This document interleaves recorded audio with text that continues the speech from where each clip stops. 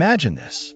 You're strolling down Dorset Street in London's Whitechapel district on a fog-laden evening in 1888. Gas lamps flicker faintly through the thick yellow mist, casting restless shadows on weathered brick walls. Your boots squish through mud mixed with things better left unnamed. From a narrow alley, a woman's anguished sobs pierce the air, abruptly silenced by a man's gruff voice issuing commands. A door slams shut. Quiet returns, broken only by the distant clop of horse hooves on cobblestone and the steady drip of water from rusted pipes overhead.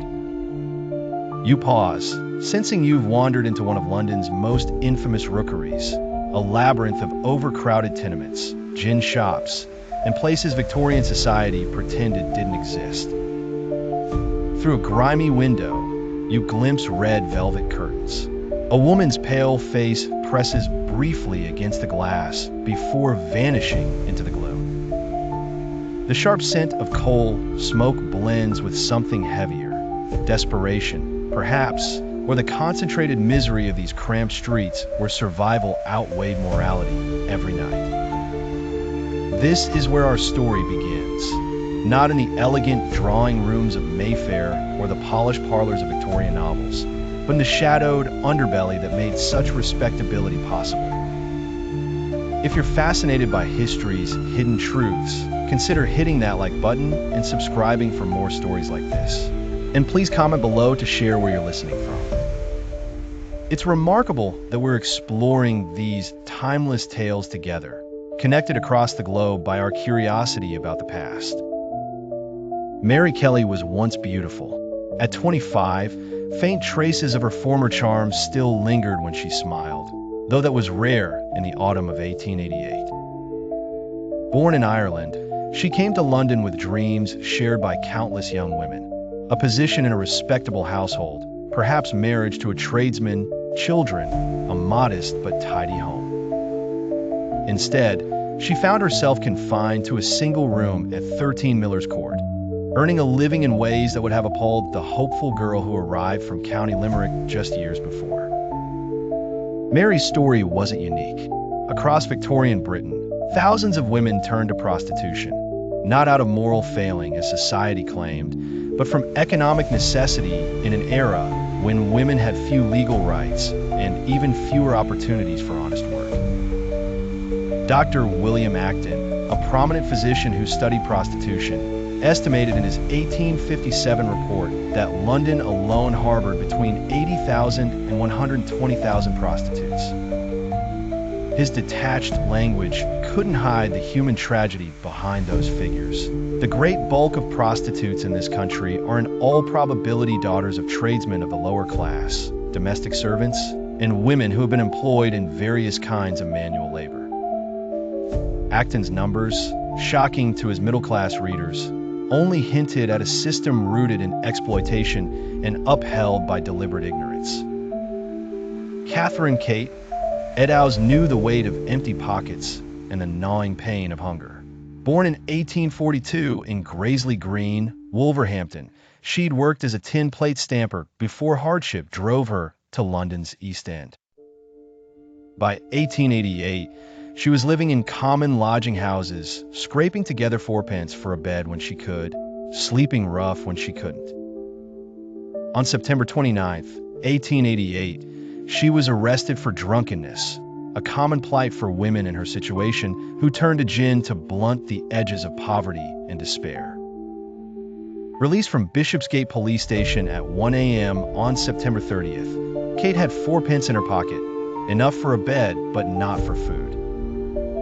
She headed toward the narrow streets where women like her could earn a few coins, unaware that this choice would etch her name into history as one of Jack the Ripper's victims. Kate's final hours reveal the fragile existence of women who drifted between casual prostitution and other survival strategies. These weren't women in established brothels with steady clients and fixed addresses.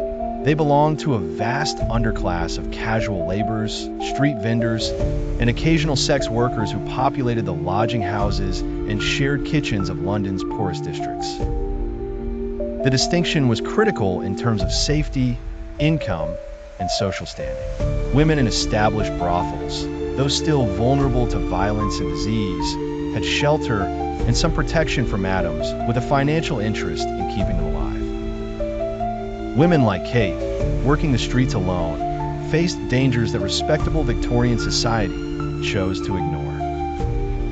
Economic pressures and social structures. Hannah Colwick, a domestic servant who kept detailed diaries during the Victorian era, offers rare insight into the economic pressures that pushed women toward prostitution. Born in 1833, Hannah worked as a maid-of-all-work, scrubbing floors, hauling coal, and performing grueling tasks to keep middle-class households running. Her wages, rarely more than £12 a year, barely covered food and clothing, leaving nothing for savings or emergencies. Got up at 5 this morning, Hannah wrote on May 15, 1860. Lit the fires, cleaned the grates, scrubbed the front steps, and prepared breakfast before the family woke. My hands are so raw they're bleeding again, but I daren't complain for fear of losing my place. Margaret, who worked here before me, turned to the streets after falling ill and losing her job. I pray daily that won't be my fate, but I wonder what choice any of us truly have. In the chill of London's night air, the fog settled around Annie Chapman as she made her way down Dorset Street. Wrapped in a thin shawl, her footsteps echoed the desperation of a woman trapped in the cycle of survival. Born around 1840, Annie knew the harsh realities of life better than most, having once lived a respectable working-class life in Windsor before her husband's death left her without an income.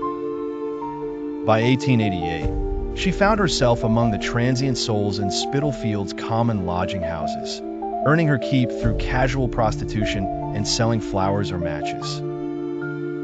4p was all she needed each night for a bed. No luxury, but at least a haven from the unforgiving streets. When she failed to gather that meager sum, doorways and passages became her refuge, exposing her to the elements, police harassment, and unspeakable danger. On weekends, when working men's wallets were heavier, Annie might earn enough to buy a few nights' respite. But as the week crept on, with fewer patrons and dwindling funds, shelter became an unattainable dream. The toll of this lifestyle was evident. Stress, malnutrition, and exposure age women quickly. Annie was one such soul, fading under the weight of an unforgiving reality. She was a quiet woman, never any trouble, always tried to pay her way, recounted Timothy Donovan, deputy keeper of Crossingham's lodging house, at her inquest. But as she aged, the work grew harder for her, he added. Annie's struggle exemplified the fate of many women caught in the tide of economic depression consuming London in the late 1800s. Competition among these women was fierce. They fought for both legitimate and illicit work, while youth and vigor commanded higher prices, leaving Annie and many like her with little choice. September 7th, 1888 marked a turning point. Unable to secure her 4p and battling ailments potentially linked to consumption and advanced syphilis, Annie was found slumped in Crossingham's kitchen at 2 a.m., frail and penniless. Despite Donovan's reticence to expel her, his hands were tied. "I can't let you stay without paying," he stated, watching her wrap her shawl closer as she set out into the bleak early morning. 6 hours later, the unthinkable became reality. Annie Chapman was discovered in the backyard of 29 Hanbury Street, brutally murdered, another victim claimed by the phantom presence of Jack the Ripper. Her death, a stark testament to the perilous existence she led, was one among the many tragedies faced by women ensnared by poverty and exploitation. Margaret Harkness, writing as John Law, unveiled the hidden lives of East End women in her book, In Darkest London. The public believes these women choose their fate, Harkness observed, though the luxury of choice is reserved for those with alternatives. For Annie and many others, these choices were illusions, with factories offering pittance for hours that ravaged health and spirit, while domestic work posed risks from predatory employers. As we reflect on Annie's tale, the shadows of Victorian prostitution extend to modern times in evolved forms. Online ads, shadowy massage parlors, yet driven by unchanged forces. Poverty still creates vulnerability, marginalization restricts escape, and violence continues to claim victims. Society's moral outrage remains paired with complicity, as laws criminalize sex work without addressing conditions that render it a choice rationalized by desperation. As twilight descends on Whitechapel, echoing with hushed exchanges and cries muted by darkness, the haunting legacy of Annie and countless others persists. Like them, women facing similar choices today are enveloped by the same age-old survival economics, their stories woven into the fabric of societal dynamics, which show little sign of change.